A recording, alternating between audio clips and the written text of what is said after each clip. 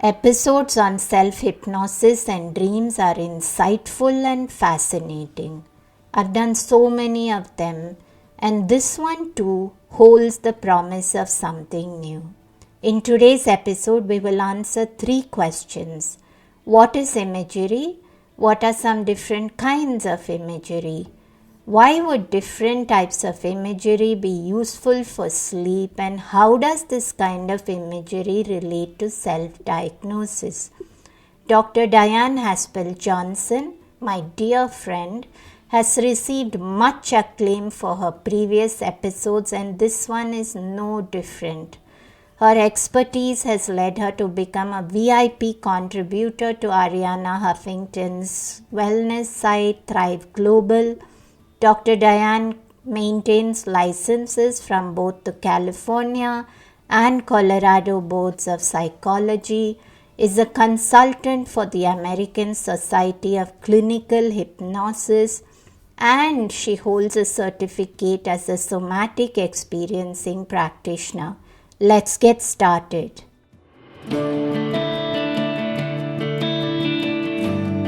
Hey everyone, I'm Deepa, Light Functional Medicine practitioner, author and yogini, and you're listening to the Sleep Whisperer podcast, the only sleep podcast with conversations and meditations. I'm on a mission to share profoundly insightful sleep conversations with global visionaries that merge together functional medicine and ancient wisdom. Breathe in bliss through weekly guided meditations and let yourself enter the land of dreams. Together, let's unravel the pieces, get to the roots, and understand the right tools to transform your sleep completely. Through this podcast, I want you to dream the best version of yourself. It's time to regain hope and begin your sleep journey. Dan, welcome back to the Sleep Whisperer podcast, and all your episodes are immensely enticing to me, and having the conversations with you makes me realize so many things even as we're going through the conversation itself.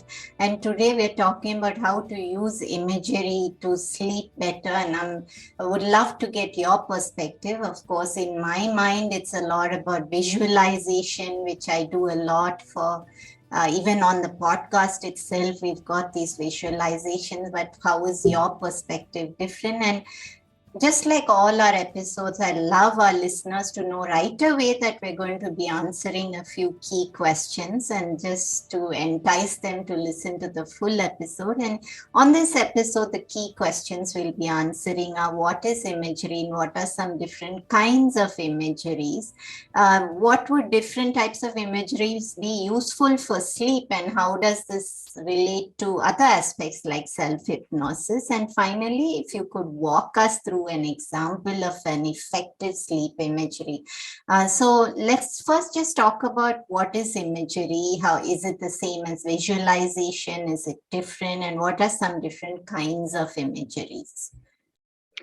Yeah, that's great. I think that imagery, people do tend to think of as visualization.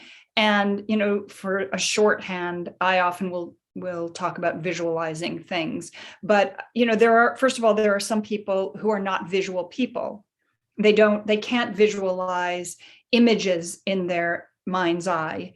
And I want to create space for those people, particularly in this podcast, but just in general, of saying, when I say imagery, I don't just mean visual images. I think that it's important to understand that there are different ways that we all process information. Some of that is visual. Some of that is auditory, meaning what we hear, which is also what we think, because we tend to think in terms of an auditory track. And then also what we feel, what our senses, our emotions. Those are the dominant ways. Of course, there's also taste, and there's also smell, and there are different ways of knowing, right? Our intuition and our, there are different there are different dimensionalities to it. But for the sake of simplicity, I'm going to stick to talking about imagery from the perspective of visual, auditory, so sound, and sensory, so sensations, feelings, touch, emotions. And I think it's first and foremost really important to understand that the most effective way of, quote unquote, visualizing something is to use all of those different modalities. So for example, when I teach people hypnosis and self-hypnosis, and even when I've taught, probably thousands of psychologists and physicians and, marriage counselors and different types of healing practitioners, when I've taught them hypnosis and how to work with patients with hypnosis, one of the things that I'm always talking to them about is using all of the different modalities of processing, because we don't know in any given person where the deepest point is of healing for them. And we don't even necessarily know that for ourselves. So I would encourage people to start to think about imagery and visualization from that perspective of, why would you do one thing when you could do 3 different things? Of course. And I think sensory inputs are so powerful. And there's this whole science in the East of Ayurveda talking about how our senses can either be therapeutic or they can be imbalancing. And it's up to us what kind of inputs that we use in the form of sensory inputs. And of course, I can't wait to get started with how do we use that. But let's go into how does it interplay with sleep? How would these different types of imagery be useful for sleep itself? Well, I think that first of all, there are several different ways that I want to address that question. For one thing, understanding that because we process different things using the different systems, we can move from one system to another. So, for example, when people have insomnia and they have ruminations and they have worry and they have these spinning thoughts, right? It might be the to-do list. It might be, having felt wronged by someone, or having something that's unresolved, or even processing the day and thinking about it, for example, and hearing those, that sort of like, the voices in our head of narrating the day or narrating the story, right? Those are more auditory. That thinking process is more auditory. So we can try to tell ourselves to stop thinking that. Well, how effective is that? It's not very effective. So another strategy is to move into a different processing system. So if you're noticing that the thoughts are spinning and there's a lot of those thoughts going around and around, you could, for example, start to imagine something that's visual. If you're a person who can do that, you might imagine yourself doing something that you love to do, or in a beautiful place.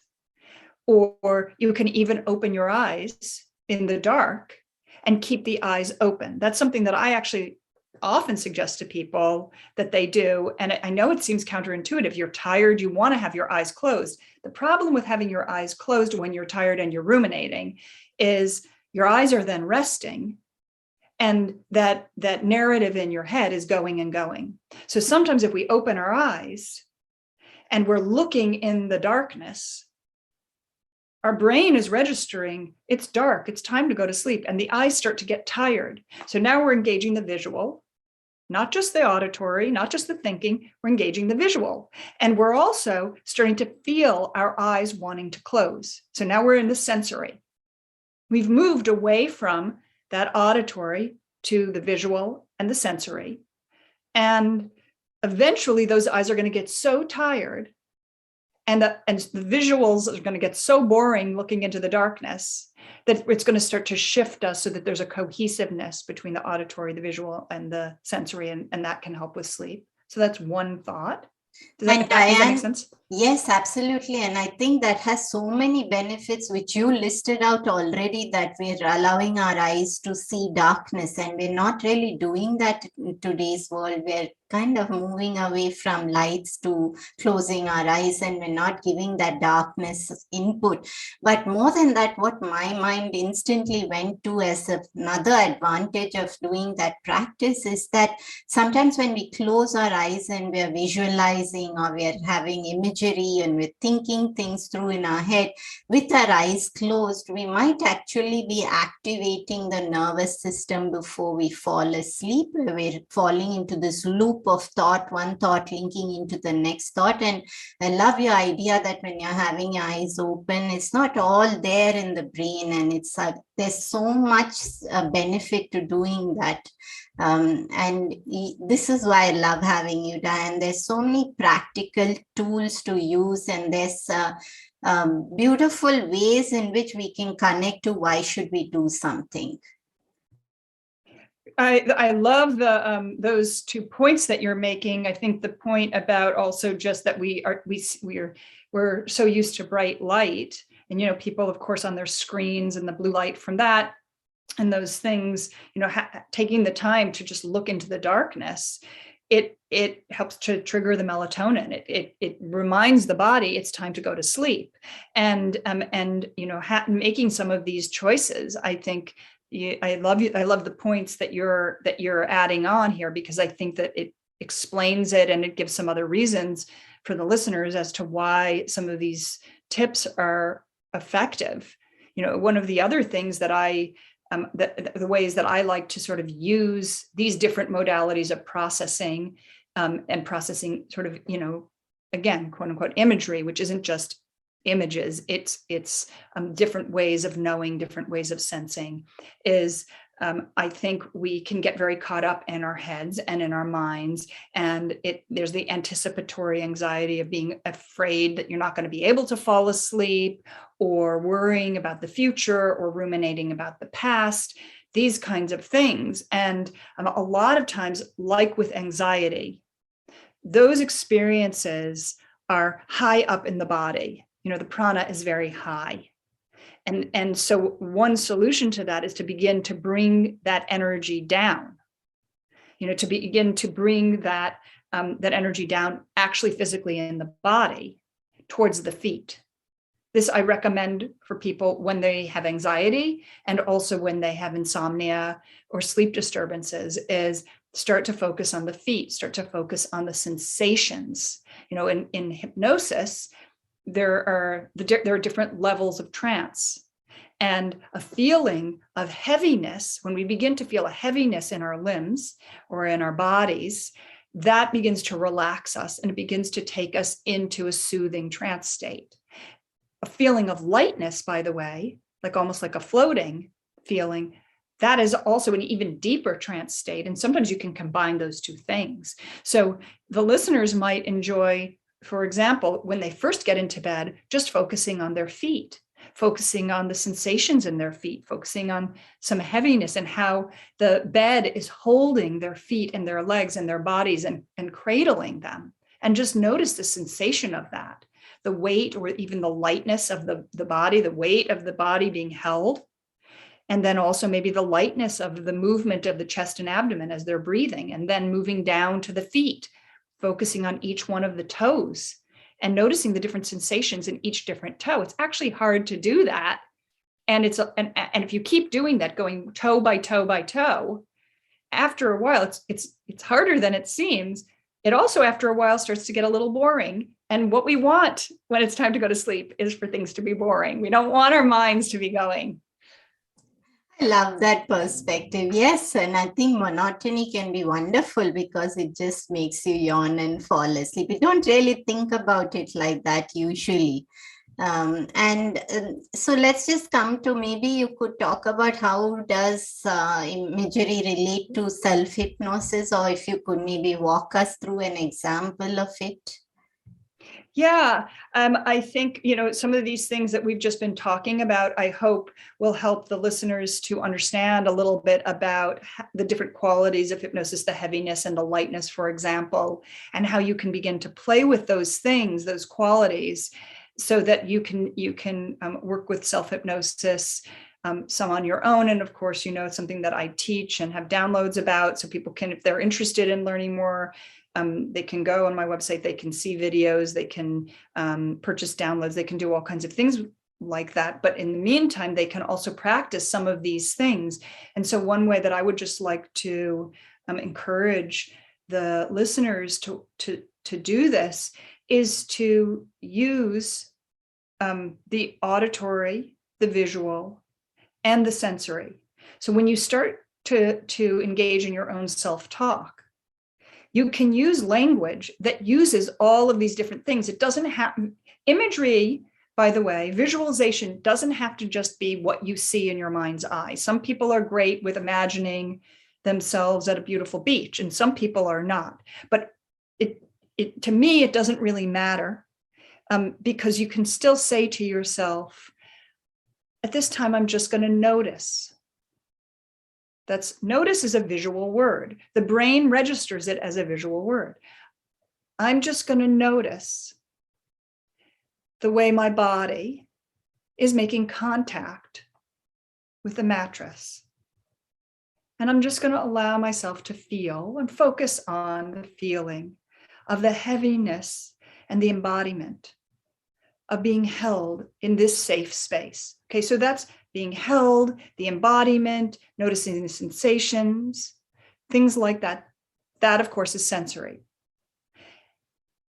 And I'm just going to notice and listen to the sound of my own voice guiding me in this relaxing way, allowing my thoughts to follow my words. Okay, so that's then auditory.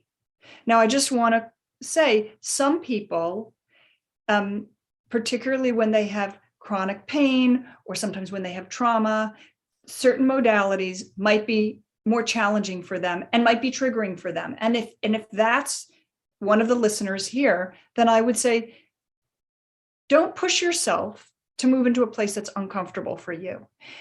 Remember, you have different modalities to choose from. You can choose one of the other modalities. You can add in the sense of smell, the sense of taste. I, for instance, love the smell and the taste of fresh peaches. I always love going to the farmer's market and having fresh summer peaches, and I love that smell. It always makes me happy. So for me, maybe I'm going to just notice that smell. I'm going to notice the color. I'm going to notice the taste. I'm going to imagine myself in that environment. And so you don't have to push yourself to feel your body on the mattress if that's not comfortable for you. You can instead imagine a color. You can imagine a cocoon of light and protection, and what that might sound like, what that might feel like, what that might look like, if it has a smell, if it has a texture. So you can play with these different things to create a bubble of safety around yourself where you can rest and see what works for you. Very sensitive, Dyan, about how, it can be triggering for some people too. I was just going to say that, when you talk about visualizing the legs and if someone's feeling discomfort in those areas, usually what I do in those situations is to say that be a witness and think that you're someone outside of it. And not identifying with the pain, but just noticing them as if you were an observer to it all. But your perspective is very sensitive, and I just want to say we need more people in the world who are sensitive to the little ways in which people might need different things. And I do want to talk a little bit, because you mentioned earlier about the earthiness and the heaviness of the feet and why they can be so useful. And in Ayurveda, it's the vata, which is the air element above the waist, which is responsible for the nervous system, and high vata is what is responsible for insomnia. And one of the ways that we counter vata's lightness is to do anything which is grounding, and earthing, which is eating foods that are more heavy, eating foods that are more grounding, visualizing something to do with the earth, holding a yoga pose where we're just being still and feeling the ground under the soles of our feet. So I was just wondering, in that context of grounding, because I think it's very important here, does anything come up in your mind when we talk about grounding and imagery? Yeah, I so appreciate that you're talking about the Ayurvedic perspective on that. There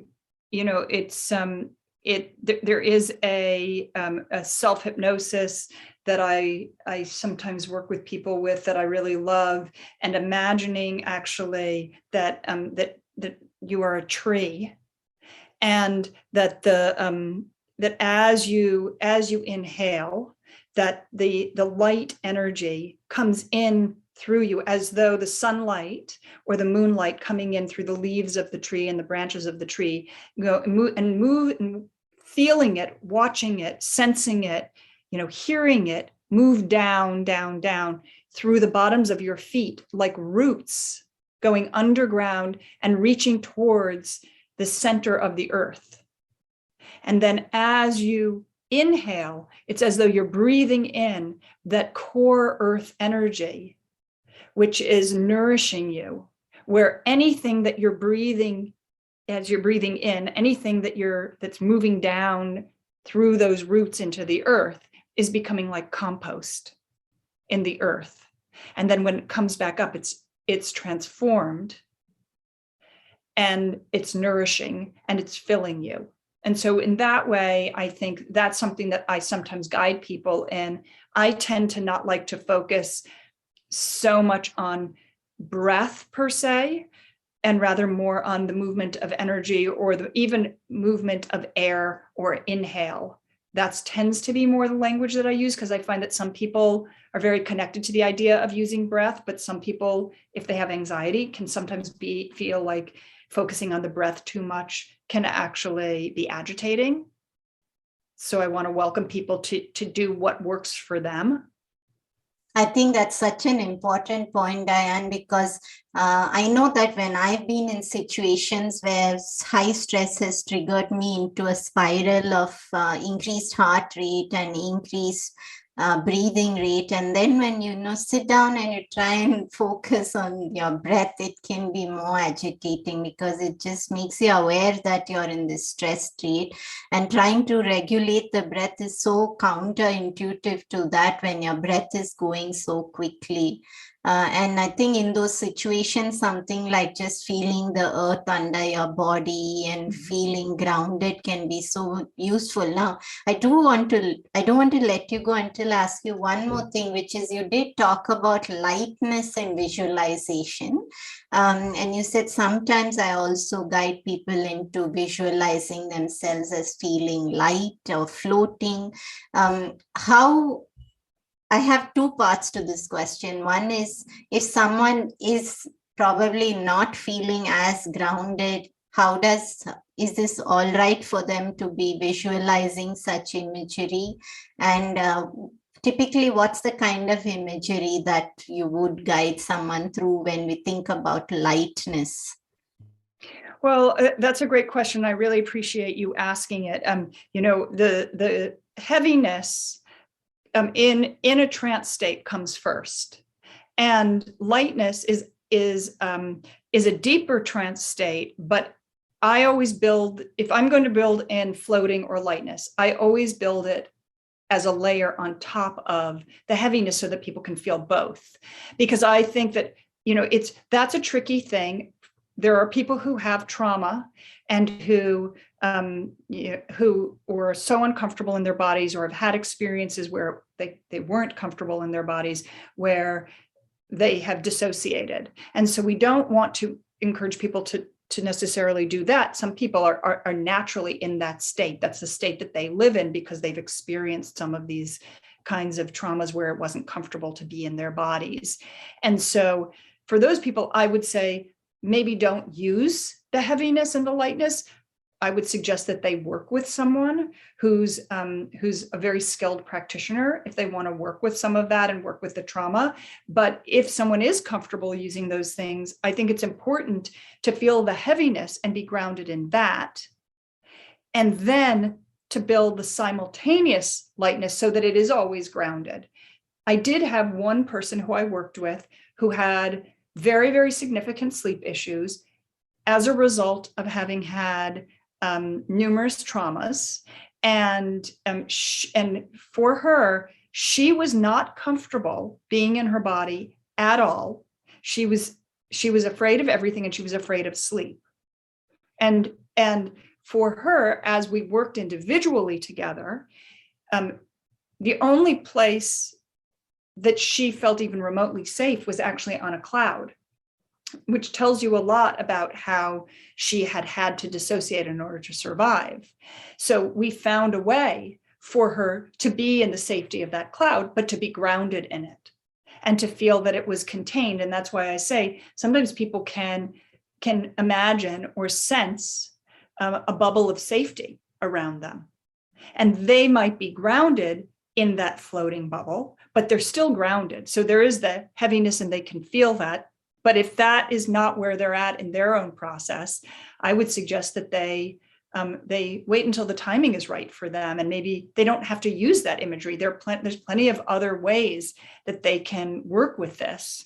And, there are ways to begin to feel just where the body makes contact with the mattress or the sheets, and to know that that's safe and that part is being held, or to focus on the feet, to focus on the toes, as we were talking about before, and even maybe the space in between the toes.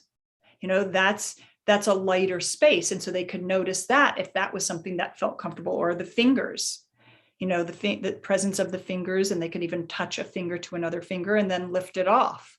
And in that way, they're making contact with pressure and heaviness and lightness. And so there are different ways that they could work with these things, as long as it feels comfortable to them. And if it feels like it's triggering, then back off, and by all means, go see someone who is trained and knows how to help work with some of these memories or these experiences. One last question then, because my mind again popped into something, is that, typically in Ayurveda, there is this connection between the present state of imbalance in somebody and their tendency towards dreams. So usually if someone is having a high state of vata and this nervous system imbalance, the dreams will be almost like they could move from dream to dream, like the entire night, like just flitting across like air.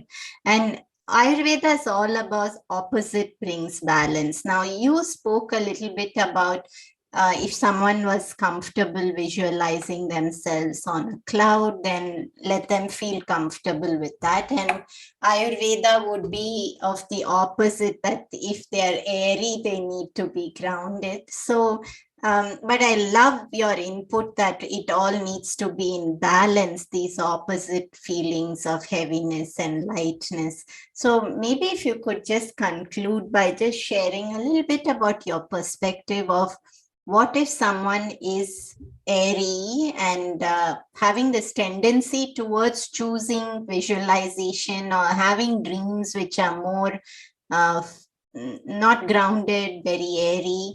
Where might they begin? Well, I just want to clarify. I'm glad you brought it up, because I maybe wasn't clear that I think, like, for example, the person that I was talking about who was really only comfortable in a cloud. She didn't feel safe. And that was the place she felt safest. Some people don't feel safe anywhere, ever. And so it's really about where they might feel safest. And And I think for her, what was transformational was if that was where she was comfortable, then that we allowed her to be comfortable there, but we anchored it. So she was grounded in the cloud. So while it seemed like it was just airy and floating, there was actually the opposite there. It's just that it was utilizing that airy imagery and allowing her to be grounded in that. So that becomes a win-win situation. Instead of her just floating away and she has no control of it, she becomes grounded in the floating. And that kind of paradox, I think, creates a harmony. So I would say to people, if they are attracted to this airiness, one of the things that, I think I want to continue to emphasize is, why would you do one thing when you could do 3 things or 4 things or 5 things? Bring the different modalities into it. If someone is just getting focused on visualizing an imagery, they're not utilizing all of those different parts of their brain, all of those different aspects of processing. And if one thing is not working, we can move into another processing style. And I encourage people to use all of these things. That's why when I've taught other practitioners to do hypnosis with people, I'm always saying to my students, use all of the different modalities, do many things. We don't know where that harmony comes from. We don't know where that solution is. So bring all of these in, and it doesn't have to just be with a particular type of imagery. It can also be with the language. So that's why I was saying, you can use the word notice to bring in the visual system, even if you're not a visual person. You can use the word thought, and I'm allowing myself to have whatever thoughts are comfortable for me, and to notice the feelings I have, and that's bringing in notice and thoughts and feelings and all of these things. These are different ways of processing information, and it brings a wholeness to it, if that makes sense. Thank you for clarifying that, Dyan, and pleasure having you again. And I know that listeners can go grab the recording. You can buy your self-hypnosis recordings on www.drdyan.com. Is that right? Yes, that is right. And there's also, they will actually see there's a little pop-up there, or there's some ways that they can download some free materials there. And if they do, they have the opportunity to actually get a discount on the Deep and Easy Sleep Self-Hypnosis set, which has 7 audios and videos and an ebook and teaches them self-hypnosis. So, I encourage people to also get the free materials too. And there's a lot of different things on the website and different blogs about sleep and imagery and things like that. Thank you, Dyan, for your time. And again, an absolute pleasure to be hosting you today. It's such a pleasure to be here. In this episode, Dyan introduced the power of imagery to us. Having been immersed in the world of yoga for 25 years, I can well attest for the power of using subtle tools.